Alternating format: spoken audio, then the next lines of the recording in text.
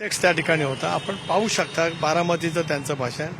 आणि आम्हाला सुद्धा हेच असं वाटलं की ज्यावेळेला माननीय पंतप्रधान महोदयांनी या बाबतीमध्ये माफी मागितली, माननीय मुख्यमंत्री आदरणीय अजितदादा आणि सर्वांनीच देवेंद्रजींनी, त्यावेळेला अशा पैचं खरं तर हे पहिल्यांदाच अनुभवायला मिळतं की ज्या पद्धतीने आदरणीय पवारसाहेब असतील, उद्धवजी असतील, काँग्रेसचे नेते असतील एकत्रितपणे येतात आणि कोणाच्या नाही मुख्यमंत्री आणि दोन्ही उपमुख्यमंत्र्यांच्या प्रतिमेला चोडे मारतात.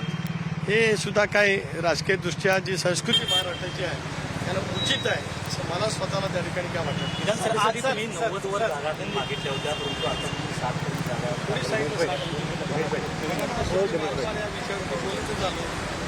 आणि दमनचा आकडा सुद्धा कुठे बोलण्यामध्ये आलं असंही नाही. म्हणून मी मगाशीच सांगितलंय, आपण तेच प्रश्न वारंवार विचारल्याच्या नंतर त्याचीच दुरुक्त होईल. माझं उत्तर देऊन झालेलं त्या प्रश्नावर. मोदी शहांच्या जीवावरती अजित पवारांनी पक्ष चोरला.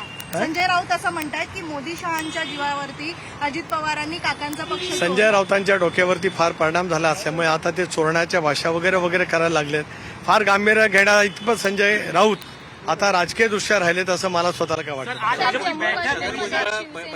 भाजपकडून वारंवार चर्चा हुई. पहला फेज आपका जनसम्मान यात्रा का खत्म हुआ, सीट बंटवारे को लेकर भी क्या बातचीत हुई आज?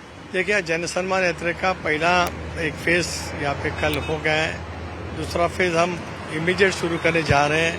गणपति फेस्टिवल के लिए थोड़ा सा ब्रेक वहाँ पे हो जाएगा, तभी पार्टी की एक्टिविटी कहीं खंड न हो जाए इसकी जिम्मेदारी, इसकी प्रिकॉशन हम सब वहाँ पे लेके जा रहे हैं.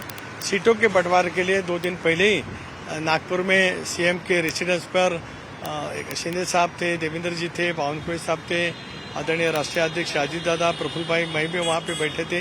हम कुछ प्राथमिक चर्चा वहाँ पे की है, वो दौरान लेकर हम वहाँ पे चर्चा करते जा रहे हैं.